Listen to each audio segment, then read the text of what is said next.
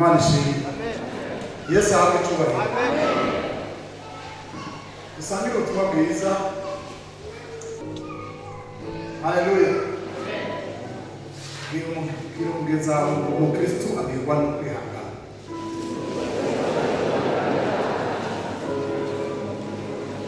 Naho Amerika gandataha turaje ubutumwa. Umukristo agirwa no kwihangana. Kishire neza mu mutima wawe. Umukristo agirwa no kwihangana. Yesu ashimwe.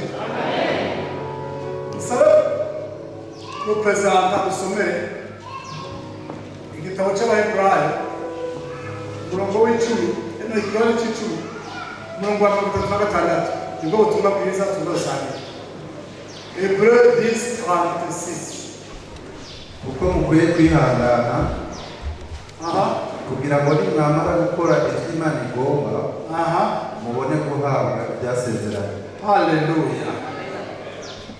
Kuko mukwiye kwihangana kugira ngo nimwamara gukora icyo Imana igomba muhabwe ibyasezeranye.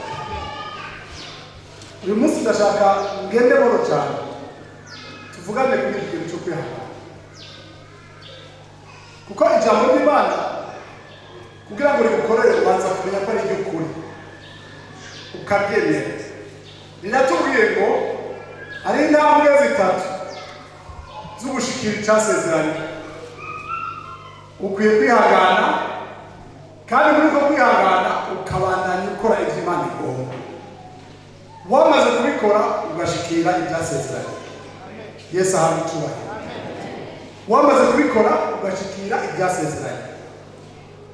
Dore data ndabizi neza mu rugendo rw'umukristo hari aho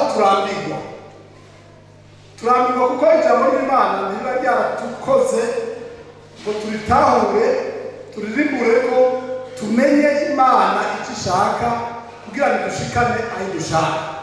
Yesu ahabwe icyubahiro. Yesu ashimwe. Abantu iyo bagikizwa ngira ngo mumaze kubibona ikintu cya mbere Imana ikora ni ugutanga amasezerano. Ndazi neza nakekeranye ngahamwe Mawusi wobaze umwe muri mwebwe abaje Imana yarambwiye ni bande batagico bavuga Imana kukwese. Imana ishimwe. Ariko icyo tudakunda gutahura nuko uw'Imana yabwisezerano si urya heje gukiza. Hari ibyo asabwa gukora kugira ngo ashikire ibyasezeranye. Mugabo umwana w'umuntu apfa gufata isezerano agatangura kurifata nk'ibyo Imana imufitiye, nawe atarakora ibyo yasezeranye. Ugasanga intambara ku ntambara, kandi uruhara runiniya ruri ku wasezeraniwe atacarakora ngo yegere isezerano ryiwe. Yesu ahabwe icyubahiro. Yesu ashimwe. Imana dore gucana igituma Imana usaba kwihangana ni ku mpamvu zibiri. Impamvu ya mbere, uwuzi Imana amenya ko Imana iyo yavuze Imana itabesha, kuko Imana ntibesha. Icyo ivuze iragishize. Uko yamye niko ikiri kandi kizo kwabo. Imana yo nihindukiza mu ijambo n'abana b'abantu. Imana yavuze biraba. Icyo kintu utagifashe neza mu cyumba, iyo mu kwihangana byagoranye utagura kuvuga ngo Imana yarakubeshe. Umaze kura mu mwere naho nuvuge ko Imana yakubeshe, ariko ugatanga guhagurutsa ishavu ku Mana cyangwa ku bakozi b'Imana. Imana ishimwe. Igituma bishika ni ikintu kimwe. Iyo tuvuga kumenya Imana ni byiza kumenya yuko kuyimenya bigutuma wihangana kuko Imana niyo abandi kugaho ntuyitegeka nigutegeka. Imana ishimwe. Imana yavuze niba yabeshe, mugabo Imana yavuze kwizobishitsa ku gihe cyayo ubanje gukora ibyo usabwa. Imana ishimwe. Abana b'abantu turitiranya umwanya w'Imana n'utamuzi n'umwanya w'abantu. Imana iri mu bihe by'abana b'abantu, kandi icyo Imana ikora cyose kiri mu mugambi w'isi. Umugambi w'isi nawo uri mu rutonde, niyo kwamurikira bayihindagura yo hava ahubwo itera akajagari. Niyo yavuze bizoba umwana ikava bizomuba muri 2020, wagize mariage muri 2016 uzomura muri 2020, kuko igikorwa ajejwe gukora gihera muri 2020. Ubwo turi kuri iyi si kubw'urugendo rwo kuyobayeba, turi kuri iyi si kubw'umuhamagaro uhoraho.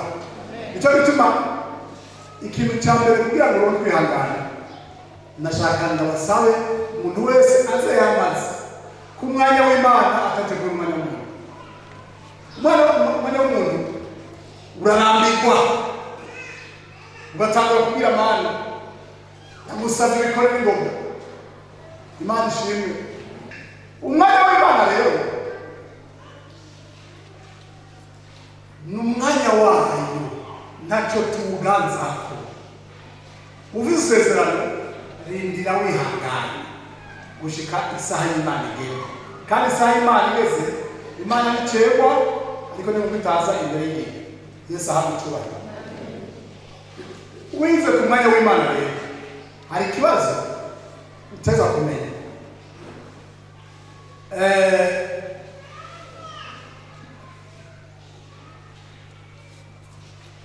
Umwanya w'Imana ubangikanye n'ibindi myanya y'abandi bantu. Haleluya. Ibangikanye n'ibindi myanya y'abandi bantu muri urwo rutonde. Abantu rero turambiwe.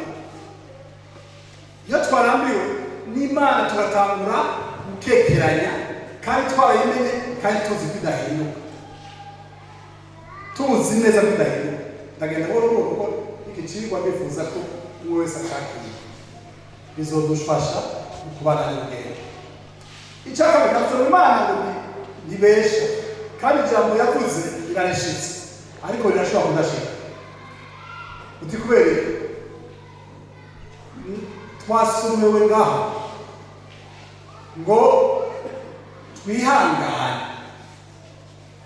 kuko dukwiye kwihangana kugira ngo twamara gukora ivyo Imana ishaka duhabwe ivyasezeranye. Isezerano ry'Imana rishobora kudashika kuko utakoze ivyo Imana ishaka. Ndemuragaho isezerano ry'umugisha ariko cyanazo niho hagaze umugisha, kuko utakoze ivyo Imana ishaka isezerano rishobora kubyica. Yesu ashimwe. Erega isezerano icyo Imana ikuvuga ko ndashaka kubwira siku nyungu zawe. Inyungu zawe ziri mu cyubahiro cyayo. Icyo Imana cyose ikuvuga kigaragaza icyubahiro cy'Imana. Mugabo muri icyo cyubahiro cy'Imana inyungu zawe ziri, ariko sizo ziri priorite, sizo zitangira. Yesu ahabwe icyubahiro. Yesu ashimwe. Umuntu arashobora kwica isezerano ryiwe, nta n'undi ashobora kwica atari we, kuko Shetani ashobora kwica isezerano ry'Imana. Harimo izina Shetani ashobora kwica. Ntibikunda. Imana iteye ubwoba ubwenge bwayo, hamwe no mu nzira Shetani yakoresheje izihinduramo yayisha gutegura. Yesu ahabwe icyubahiro. Yesu ashimwe. Yesu ashimwe. Haleluya. Kugira ngo rero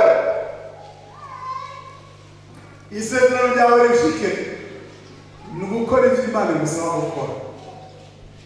Irakubwira isezerano, ikagusaba kwihangana, muri uko kwihangana ukemera gukora ibyo Imana ishaka gukora, kandi ibyo Imana ishaka gukora biri mu ijambo ry'Imana. Yesu ahabwe icyubahiro. nikazaba bakazana isomere muri mu bya gusubira mu byagezwe arasomera kandi 18 hanyuma arasomera umurongo wa 2 kandi muzokwibuke urugendo rwose rwo mu bugaragwa uhoraho Imana ikibwira Abisirayeli muze mwibuke urugendo rwose Imana yabakoresheje mu bugaragwa kugira ngo hari impamvu yakoresheje urugendo mu ntega amatwi hari impamvu yakoresheje urugendo ngo kugira ngo bacishe bugufi yongerera imitima yabo cyangwa ibisozo uhoraho Imana yanyu yabarongoye mu iyi myaka uko ari 40 imyaka 40 kugira ngo abacishe bugufi abagerageze amenye ibiri mu mitima yanyu yuko muzokwitondera ibyagezwe cyangwa mutazobyitondera. Haleluya. Abanyisirayeli babaye mu bwabo imyaka 40 mu rugendo bari gushobora kugira iminsi 11 kuko Imana yashaka kubacisha bugufi hanyuma ibagerageze ngirayo imitima yabo irabe ko bazo kwitondera nabwirizwa yabo. Imana ni gusezeranya mu nyuma muzo kwitondera ibyawe ibanza kuraba kuzo kwitondera amabwirizwa yabo. Yesu ahabicuye kujya yakoze ku Banyisirayeli natwebwe n'ikikora iraguha amasezerano igacisha gucisha bugufi abantu benshi twuzuye ubwibone nkanowezi namavuga ngo ndatagiye ubwibone ntagiye kwerekera ndatagiye ubwibone oya ntagiye umbwira ati John Verma ndabiravye neza nta bwibone fisi ubwibone burarutana ariko twese turabuvuze ndakubwira igituma. Haleluya. Ndashobora kubwira ikintu cyitwa Imana ivuze urabyumva neza ngakuha profesi ng'umuprofeti abantu bakunda profesi nziza gusa profesi yose ni nziza kuko ibishaka guhindura mu buryo bw'Imana ishishaka ugaca uvuga ntibishoboka. Urabona ibintu yavuze abantu bumva Imana ishimwe rubaza abantu kubera ikintu bwibone navuze mvuye ku Mana nabivuga aho muri ko cy'Imana ariko umutima wawe wasi ubwibone buzakubwira ko ikintu ari kibi kandi ari cyiza. Yesu ahabicyubahiro mwatishiye mu bugaragwa kugira ngo abacishe bugufi abakwe mu bwibone yongera abagerageze kugerageza bagenda kureba data yongere kandi ngo arabe ku mitima yabo irondera ko Imana itarondera biva ku Mana. Haleluya. Haleluya. Kwihangana rero ni gukora icyo Imana ishaka imbere yo gushikira icyo Imana yagusezeranye. Yesu ahabicyubahiro. Aburahamu biri mu gihano cya 12 mu ntangiriro mubisomye neza Imana imukura kwa se ikamujyana mu kindi gihugu. Imana yamubwira izo gukora baje kumubwira ibyo banza gukora basabasha tuzabasha gusomera tuza mwumvise ibanza kumubwira ibyo akora mbere yo kumubwira izo mukorera mu bwoko bwawe no mu bwoko bwawe no mu nzu yaso uje mu gihugu uzokwera maduwese umva nabwira Imana ibanza kukubwira ibyo igusaba ngo kugira ngo nimwamara gukora ibyo Imana ishaka yabwiye Aburahamu va mu gihugu cyawe va mu nzu ya so va mu bwoko bwawe ugende mu gihugu uzokwereka. Hari abakristo dusangiye ku rugendo bitunanira kugenda mu gihugu tweretswe twebwe twaceretswe icyo ari cyo. Aburahamu yakigenda atazi icyo ari kagenda burya abakristo b'ubu ntitugire icire gusa kuko dufise ijambo ry'Imana, dufise abatwitangiye imbere, tuzi ama experience yabo. Sicyo kimwe na Aburahamu utayumva, ari kwase batandukira ikigwamana, Imana nayo yazi cyane, aza yumva ijwi ati va mu gihugu cyawe, va mu gihugu cyawe, va mu bwoko bwawe, va mu nzu y'umusigaranye. Yesu ashimwe. Warava hasi acavuga ngo nanje ari ikintu cyitwa nanje, niwamara kubikora nanje nzoguhindura ubwoko bukomeye. Haleluya. Mwabyumvise? Nanje niwamara gukora ibyo ndagusabye, nanje nzoguhindura ubwoko bukomeye. Nzoguha umugisha. Nzoguha ukweye. Izina ryawe ndarigire rurangiranwa. Izina ryawe rizoba rurangiranwa. N'abandi baze bagire umugisha ku bwawe. Abandi baze bagire umugisha. Mwumvise? Imana yavuze ati Aburahamu ukabikora, ndazi ko bitoroshe. Ndazi ko bitoroshe ariko ukabikora nanje. Kantagwa. Niko nabivuga mu Faransa. Niteguye wamaze kubikora. Kuko bikwiye ko twihangana, nitwamara gukora icyo Imana idusaba duhabwa ibyesazana. Nabati nanje. Haleluya. Nanje. Aburahamu yafashe inzira aragenda, habaye ikibazo. Aburahamu yaravuga none je nzokwicwa n'ubu, uranyumva neza, nzokwicwa n'ubu. Yego reka ngende umugabo ufite kujana n'umugabo tuza tuyana. Aburahamu afata Loti amugira intekera bitwara. Imana igeze ibwira Loti, Aburahamu na Loti mutwara ngo abo mu nzu yawe, Loti rero mu nzu y'Aburahamu. Noneho baragenda barabinezererwa. Umvira kubwira ukazirongera ko iby'Imana yakubwiye ko byawe ibyawe, Imana iza kwihorera gushikaho ubona ko hari ikibazo. Mugabo kubera igukunda izo gutera ikibazo nyine wewe. Ngo Loti baragenda bagenda yagiye hose bajana munyuma babungere batangura gushwana bapfa ubwatsi bw'inka. Aburahamu yakunda gusavye babura inshuti, uri umuhungu wacu nitwopfa ibintu by'ibyatsi kandi ahantu hagutse ikamwe hariye ku mu kiyaya cyangwa ku musozi tuvavana. Yesu ashimwe. Imana izogutera ikibazo wananiwe gukora icyo yagusabye cyangwa gutanga icyo yagusabye. Icyo gihe cyose Aburahamu yarasenga, ariko kuva Aburahamu ari kumwe na Loti ntiyigeze yumva ijwi ry'Imana, ntiyigeze yumva ijwi ry'Imana. Kuko hari indekera inafise igihugu cyari cyahawe Aburahamu na Loti cyari cyasezeraniwe Aburahamu n'urubyaro rwiwe. Yesu ahabwa icyubahiro. Ngo hari bavanye, Yesu ashimwe, bavanye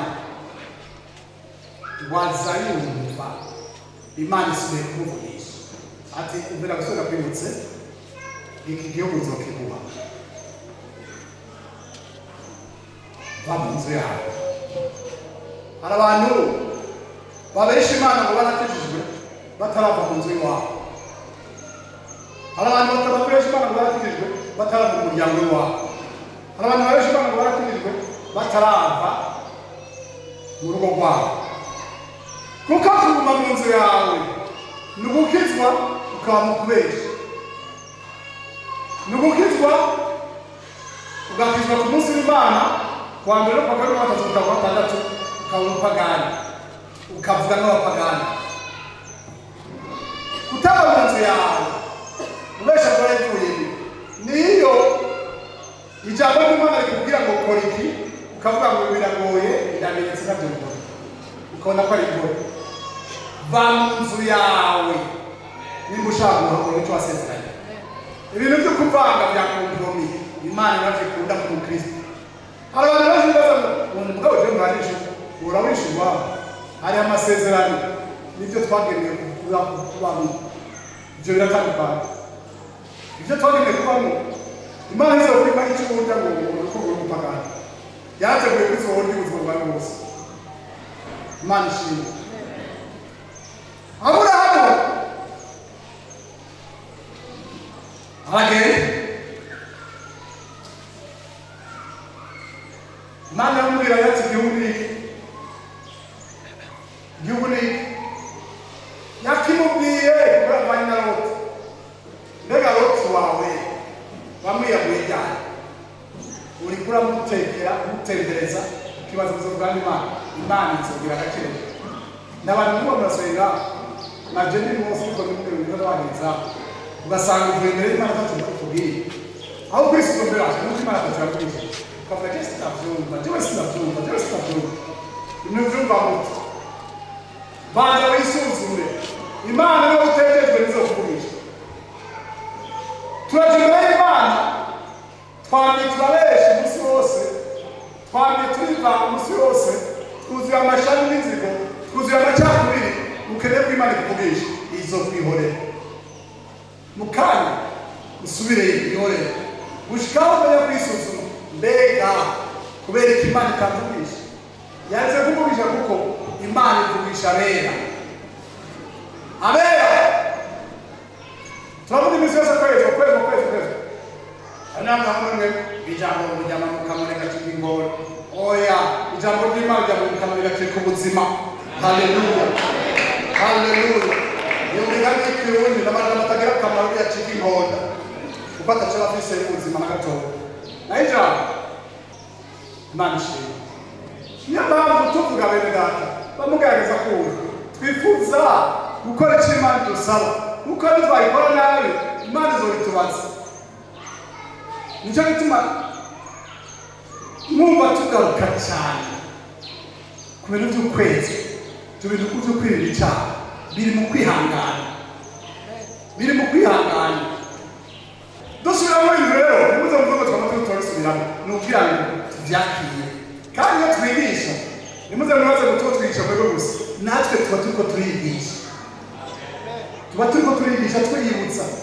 Twambaye umubiri nk'abandi, twoshobora kuba gucanga abandi, twoshobora kuba guheje n'abandi, ariko twitwararika kuma twiyibutsa ko atari byiza. Haleluya. Twikurere inekera nyinshi. Navuze Loti ariko n'igicapo.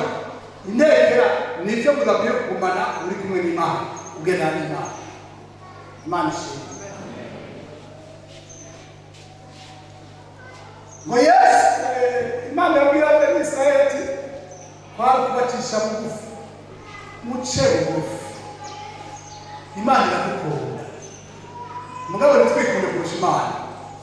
Imana iratuzi, n'inyungu zacu irazizi, ariko turondere inyungu z'Imana, kuko muzi Imana harimo inyungu zacu. Yesu ahabwe icyubahiro. Ukuri intekera. Haleluya. Icya gatatu, kwihangana ni ikizame.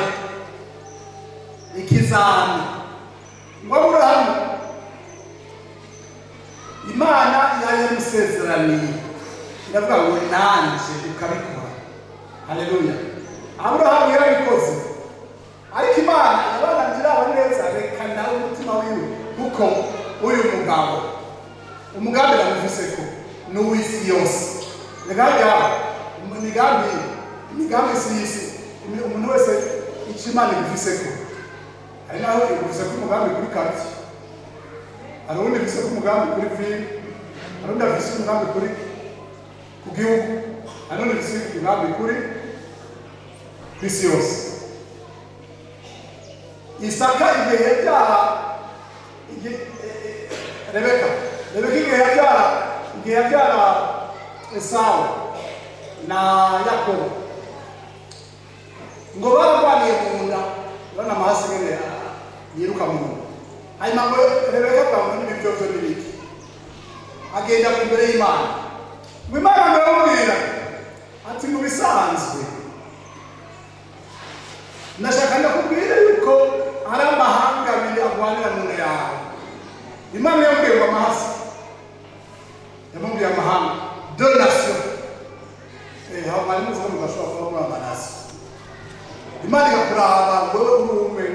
isika murabuto bite ihajya amahanga abantu bavuga amahanga kumwe n'umuntu oya Aburahamu yari umwe ariko yari amahanga yose Yesu ashimwe amen Nimanga bala tumuntu bafise impamvu gasanzwe n'uyu munsi turavuga rwose kuza wacu kwizera sivyo ati rero ibimupima ndabidubuza gushikaho ndaba neza ko ari mwizigirwa azokwamana nabyo yerekana ko ari mwizigirwa arije bashinde haleluya hari abantu bafite amagabo bakabita hagati atari uko Imana ishaka ko badumuga ari uko byabananiye kubananira mu magabo kuko umuhamagaro wawe ni munini cyane uteza kugeragezwa kugira ngo urabe ukwizigirwa kwawe no mu bikomeye gahera muri bitoro mwabwa kugira ngo rero Aburahamu ubu rero barakubwira ikintu kimwe mufata Isaka wa muhungu wawe umwe ukunda ugende umutange kukimazi ku musozi muri dati ndabaje cyane urumva icyo gerageza Imana yamuhaye umuhungu umwe nuwo wari wabyaye kundi mugore yamaze kwitumukira n'uzi yawe ubwo yamwirukanye n'aha icyo ngira ngo fata Isaka genda ukerere Aburahamu aba mu mitima ibiri yo kwiburanya none Imana imumwana igacirwa ngo ndamwice ibindi biki mugabe Imana ndamaze kwimenya gace nubwo ntarayimenya yose ndabizi neza yuko ishaka kuraba ko ndayizera kuko ndazi bishobora byose ndamara kumukata nkamutawe ikimazi izo muzura imusizi murabyumva neza uko si ukwizera hanyuma ubwa kabiri hakaba ikintu cyitwa Sara ni nk'ari ikigeragezo n'uwo mu bana ashobora kuba ikigeragezo raba iyo udashaka gukangura umugore ugiye mu gitondo ufata ibirato kubera amatara ukabitwara mu minwe ukugurura umwango uhora usohoka ukabyambarira muri sara ubwira ngo umukangura aho rero umwitwararitse ariko aho ngaho ntibari kwitwararika kwari ubwira nta muntu wagiye kwa mwaza tude kugihe iyo ariyo sara bate mume wangu mbega ugiye kwitabira urabona Aburahamu ntambara y'ukuri aha rero yahita no kubesha mu kuvugisha ukuri agatanga intambara ariko ngo abwira Imana arasohoka Sara yambara sitiro ryinshi baradenda twara Isaka ni kirizi yo kugiye cikoreye ingwe nazo nizo kugiturira imagine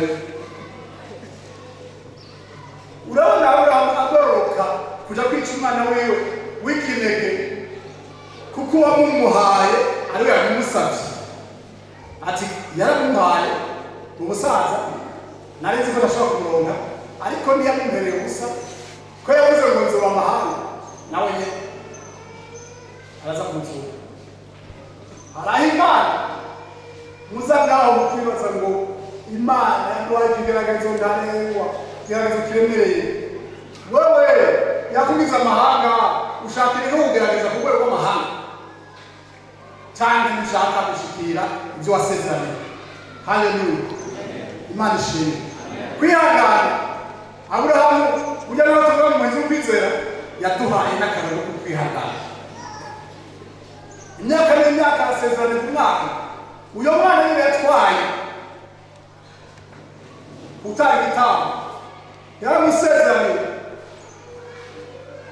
ku mwaka agira ati none wa mwana yavuga ko ataboneka ku mwaka umunsi Imana ikubwira Aburahamu ati Aburahamu ubu rero umwaka uza nk'aya mama uza wamusanga n'umuhungu ngo Aburahamu urabirabo ntiyari yizera muri icyo gihe rero Imana Ismaili ni hano ubaza kujya yishoye mutangiye kuri ati none rega ningero ndagushakuriye sikazi kunaho si Ismaili kwihangana ariko yavuga kuri Isaka haraho bituma kwihangana n'ibindire Isaka biragoye nicyo bituma mu nzira uri kuragenda ushobora kubyara Ismaili uko byakomeye kurikira Isaka aha muri mwebwe hari abantu basaba Ismaili benshi kumbura rero bafise kumbwira ngo niko navuga n'ivuga Ismaili wawe ninde twabwiye ukwezi kw'ikisuzuma suzuma Ismaili ufise ugendana wacyane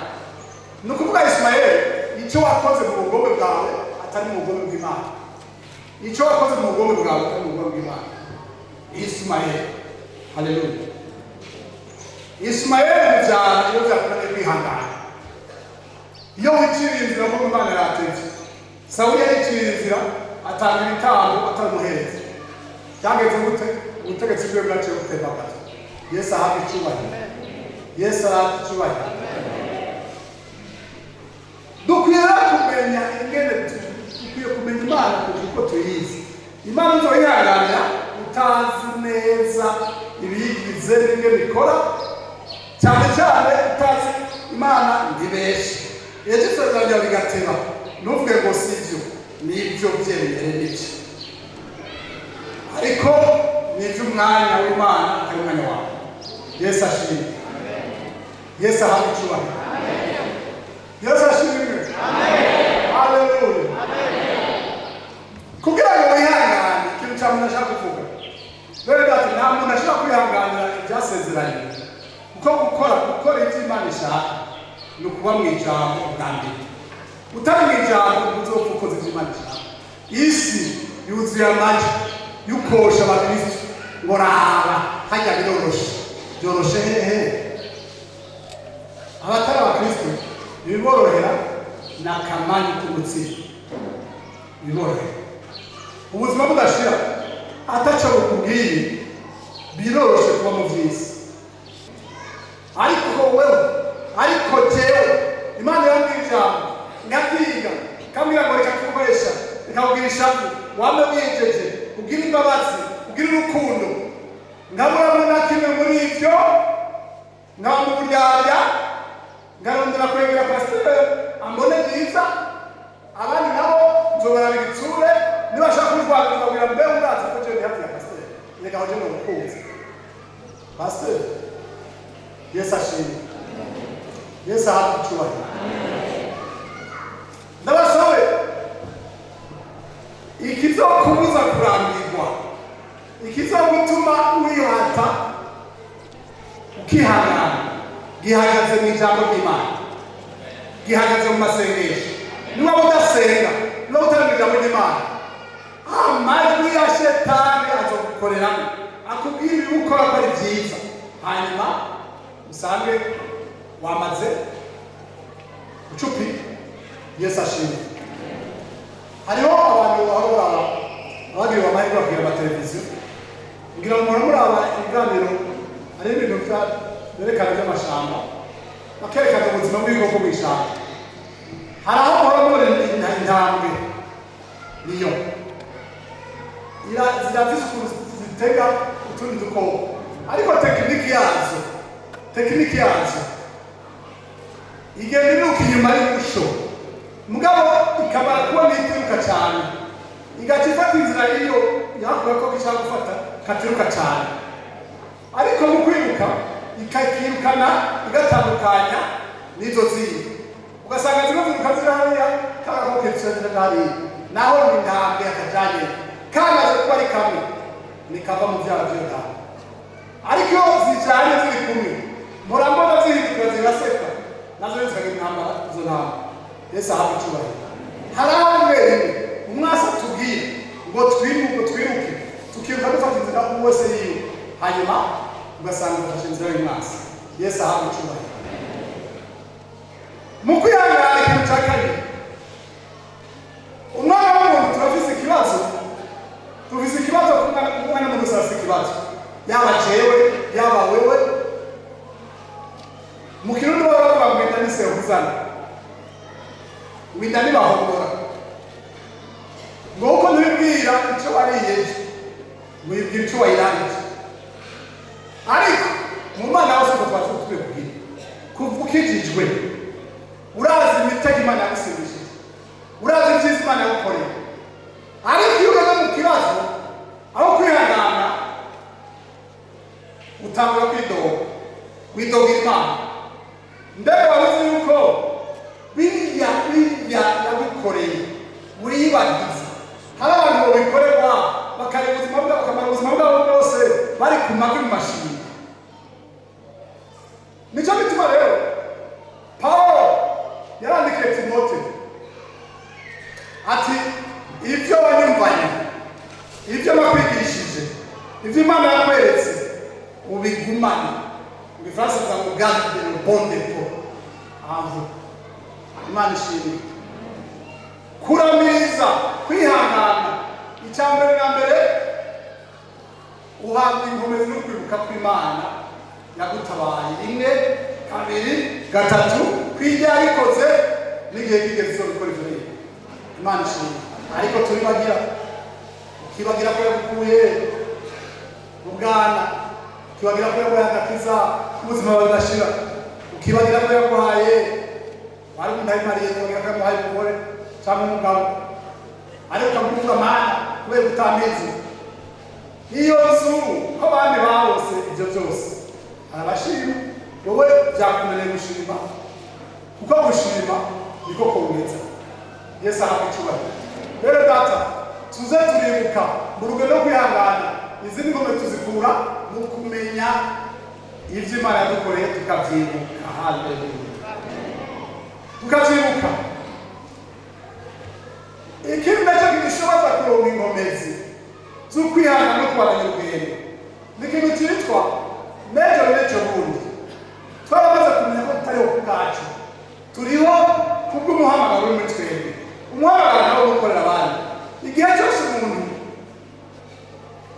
aho kwihangana abanza kwiraba, mvuga kwiyapitwa ya sirisoso, ndashobora kuja kure, kuko icyo gikuriza nicyo abandi bari. Mari icyo gikuriza nicyo abandi bari. Umuntu atorera ngo imodokari yanje yamuri kiratoka, abatayifise boromwe yamuri kiratoka, bogira umunsi mukuru. Ariko wewe uvuga ngo yamuri kiratoka, iragatoka, ubwa bikwibutse yuko wayihawe n'Imana. Imana ishimwe. Niwifokalize kuri wewe, Yesu ahabwa icyubahiro. Muri Habakuki asomere representa Habakuki igihone cya kabiri. Habakuki igihone cya kabiri umurongo wa gatatu. Uko ibyerekanye bifise igihe byashingiwe. Nibyo gatubwise ivyerekanye cyangwa ibyasezeranye birafise igihe byashingiwe, kandi cyo wagishinze Imana yagishinze. Kandi byihutira kugishikako. Byihutira kugishikako kuri icyo gihe. Jambo likurikira niko nabone. Ntibizobesha nawe byoteba. Imana nibesha. Ubirorere. Mugabo umutima wawe niwishiramo ko byatevye, ubirorere. Ukuvuga wihangana. Kuko ntibiteba, ariko umutima wawe ukora kugira ngo byatevye. Naho umugore yasaba abana bane. Ubirorere. Naho byoteba ubirorere. Kuko bitazobura kuza. Ntibizoteba. Kiretse wowe ubitebeje cyane byinshi. Yesu ahabwe icyubahiro. Yesu ashimwe. Mu rugendo rwo kwihangana naho nyine ndashaka kubwira ikintu kimwe. Rebe data, iyo uri mu bintu byo kwihangana, urindira icyo wasezeranye n'Imana, cyangwa ukora cyangwa mu bintu bitumvikana, ndagusabe witondere abantu ugendana. Ndagusaba witondere amajambo uvuga. Kuko amajambo yose uvuga ajya amajambo abajya abantu mugendana, niba batari beza uzabwira uti jewe sinumva iki bati wewe turabyumva neza ufise ukuri. Hari umugabo witwa Abusalomu, yari umuhungu wa Dawidi. Umutima wiwe yarafise agatima ko kuba umwami, ngo kamari katonda ahantu abaje gusaba ijambo bahagarara, bakababwira ati ngwani wakahabira pastor mwana ndiraje kugira umwana ati no umuntu ndakwiye ati jewe ko mwari inka hanyuma ndeka ku mwamaza kumfasha ati ivyo uvuga birumvikana, ariko ndakita gukura kumujya mwana. Abantu bagenda bibaza ngo hari neza ndakaza ati okay mama pastor oge gora bati ati jewe nakubise umugabo, hanyuma mu nyuma avuga ngo azonyiruka ngo atandenganije. ati iyo umukubita na kabiri na gatatu kuko atuza kuba ari umugabo wawe aho ufise ukuri ariko nta mwana azovuga ukuri kwarenganye. Hari aho tubwira abagenzi ukibaza ngo baguhanuye naho bari kubakwimira icyobo ukazobibona mu nyuma. Wige kugendana n'abagenzi beza, iyo uri mugeragezaho wige no kubana n'abasenzi beza. Ndashaka kubwira ngo ndakubona wewe akubonye wambaye ikanzu yera kuko ubona atagira umugabo uvuze ikanzu ivuze ikanzu rero niba yambaye atagiye mariage ati none wowe ndamukozi w'Imana wabyeretswe wabonye iyo kanzu uri kumwe nawe oya nawe nabonye ariko ni bya mariage ni vuba. Imana ishimwe. Nicyo bituma uvugishwa ndimubwira ngo niko ndivuga nawe uvugishwa urafise agaciro. Mugabo mu bihe turimo ijambo ry'Imana tubwira ngo tumusuzume. Niba udafise mwemwe bizokugora. Mugabo natwe twese musome mwemwe mbeko bitoja hari abantu basuzumye bwenge gusenga bakamarondera ngo bavugishwe mu mwambira ngo ntajya ufite ntarifise sinamuteweje kabisa ndarifise ko yo Imana ikweza kumubwira Imana ndakubwira acambwira ngo ntari ubu yararigaye kuko hari abantu bavugishwa ibyo bashaka gusa ibyo badashaka akumva nta gaciro. None turi umuntu avuga Imana ndakunda umukuru w'ababwira ati we ndakunda cyane dutanga guteka umutwe ntibashaka gusabira neza barishimye. None abo bayi Imana ihabwe icyubahiro. Yesu ashimwe. Tubane n'abantu batubwiza ukuri, tubane n'abantu badukunda. Iyo uri mu bigeragezo abagukunda ntibashobora gukuramo. Utagukunda abarundi bafite ikibazo hari ikintu cyitwa ngo nterumve unanguhanga ku rurimi w'ikirenge kiriho uraretse guhanga ku rurimi umuntu aragira mu mahorero ejo uzokwicuza kandi imbere y'Imana yizobikubaza niko utabivuze. Yesu ahabwe icyubahiro. Kwihangana rero bisaba aho tugendera. Yesu ashimwe. Yesu ashimwe. Iyo tutihanganye kenshi na kenshi turiyemura tugasanga kubita hagati kandi twagenewe gushika no gushitsa ikivi. Mu kwihangana uzugumane n'abakozi b'Imana kandi bana gukora ibikorwa by'Imana uko babikora imbere. Uko niko kwihangana Imana gusa. Yesu ahabwe icyubahiro. Yesu ahabwe icyubahiro. Yesu ashimwe.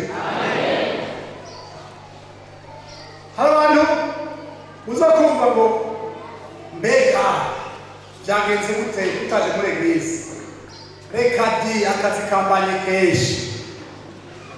Okay, akazi kambanye kenshi mbega akazi kamwe ikavuye ku Mana. None yabaye akazi kugira ngo uyiveho uzoka gufyotora hanyuma uzisubire iwawe. Imana ishimwe. Ngo jewe umwana ngo arangora uyo mwana wapfukamye wasenga Imana mu mwana uyu munsi niwe wakubura kuza kwegera Imana umurutishije Imana ikigwa Imana. Haleluya. Imana ihabwe icyubahiro. Imana ishimwe. Mu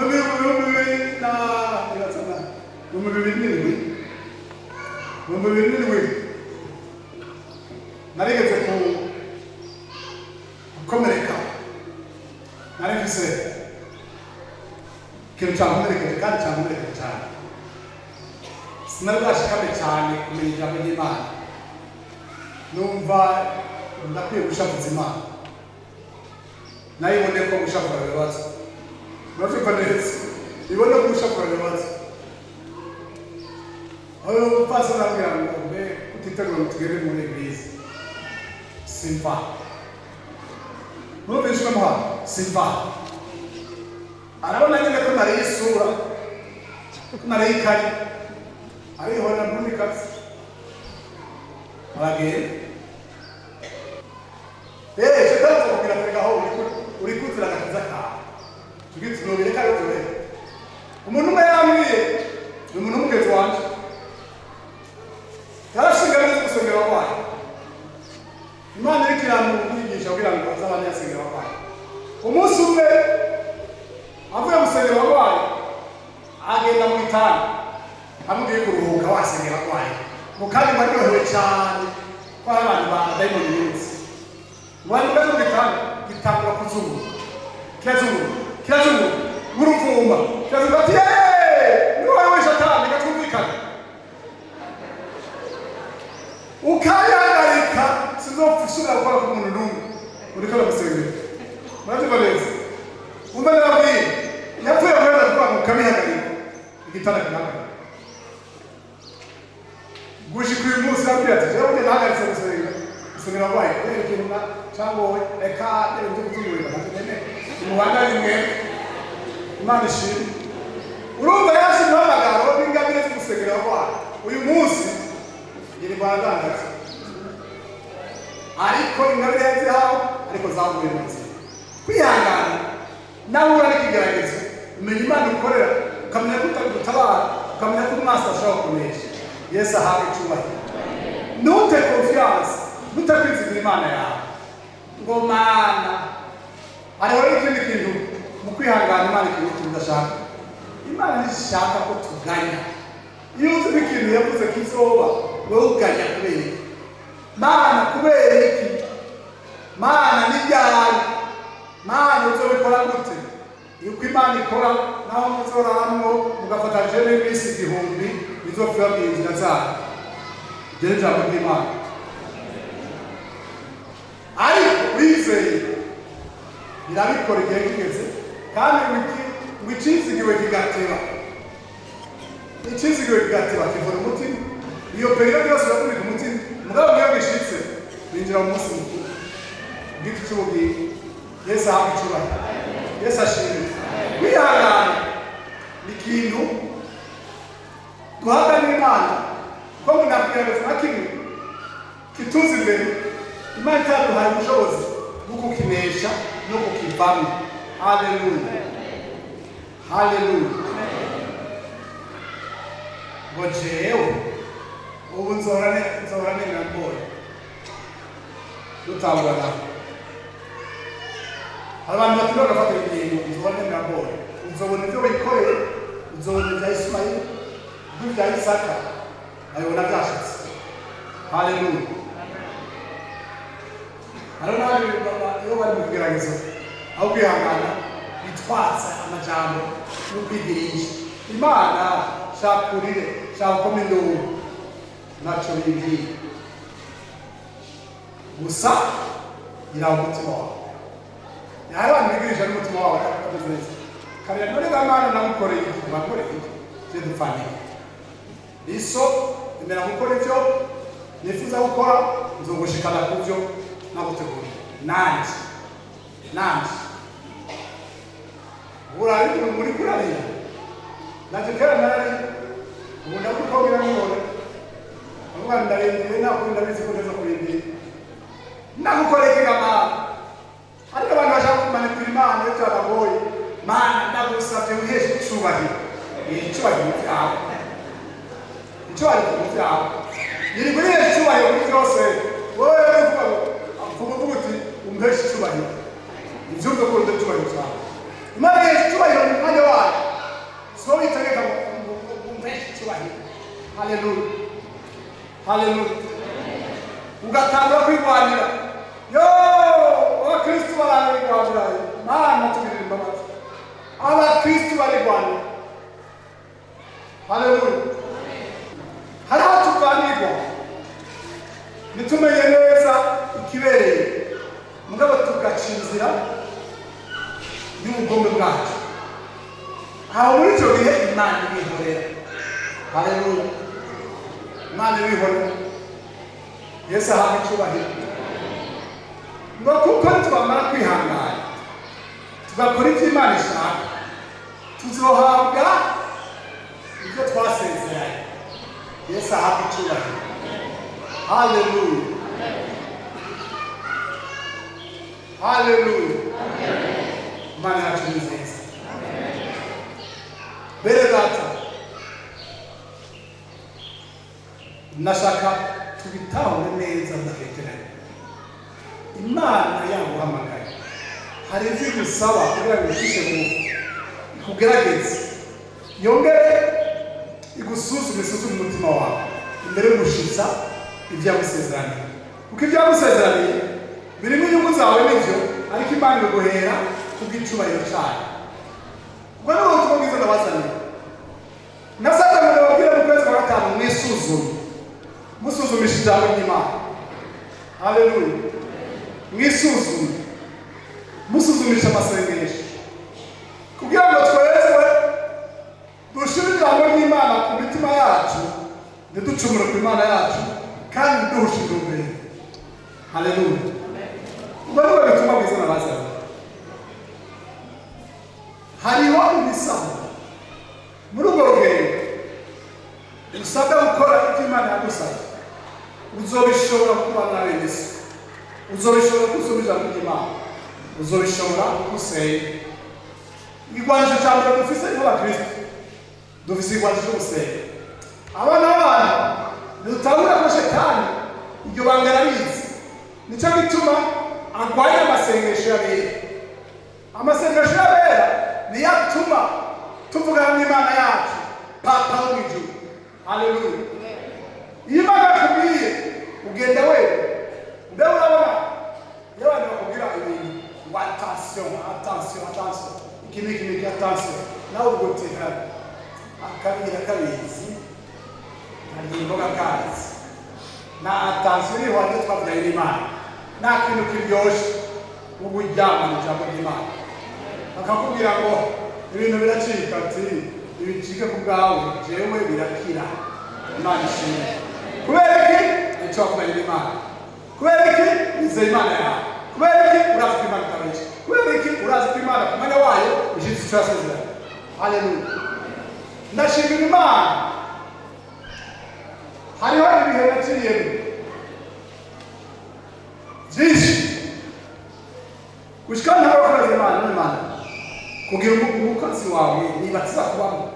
Mwanya neza mbaza Imana none ndakubaza umukozi wawe ni atiza gucamo cyane ugiye wicisha bode. Imana mutanga kwibaza ibibazo nkumega uri mwigisha n'abandi umwari irihorera abaza iminsi yose.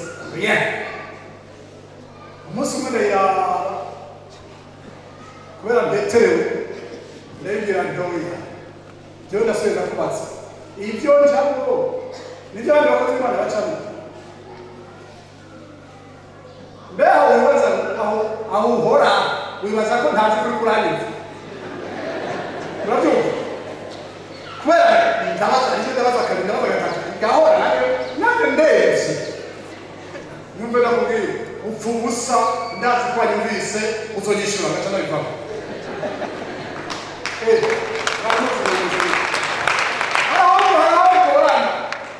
Mugabo kakunze kw'Imana nahinda ashaka kwishura. Ndabizi ko nyumva ntiwigirishe nibyo dore ndabizi ndabizi ubushatsi uzonyishura hageze sikazima nabivutse. Imana ishimwe. Apana kwitana kagere ngo ntuzusubire kumbona aho nabyo turipfana wamproshoni naenda uproshoni undi wayikoshoni uzowigize. Haleluya. Uzowigize ko nakubatse ntanakiri. Imana ikaba yakubwiye ibikomo ukaguma ukora icyo Imana ishaka. Muri icyo gihe nawe waza umuntu afise bombe akayigutako ntuzopfa. Ibikomo yaguhaye bizokurinda. Bizokurinda kiretse ubikuyemo ukabona ko atacyo bizokumarira agira ushaka kugera ntacyo marira. Nawe yakubwiye urabikora bizopfa. Haleluya. Abantu barambevye abantu bo guheba Imana itaguhevye. ubaye mwari muzi ngo abantu bakundana gushika mu buzima bwose abantu bakundana ku nyungu izo nyungu nazo umuntu nawo wamamuha ibihumbi 20 mu kwezi ibyo nababwiye ikintu ukamuti utuze wanuza ku kwezi hazogera igihe ubura y'ukwezi kumwe ibintanga atari kwidoga murabona ngo ari amafaranga ayaye mu haro hose ndaca kubwira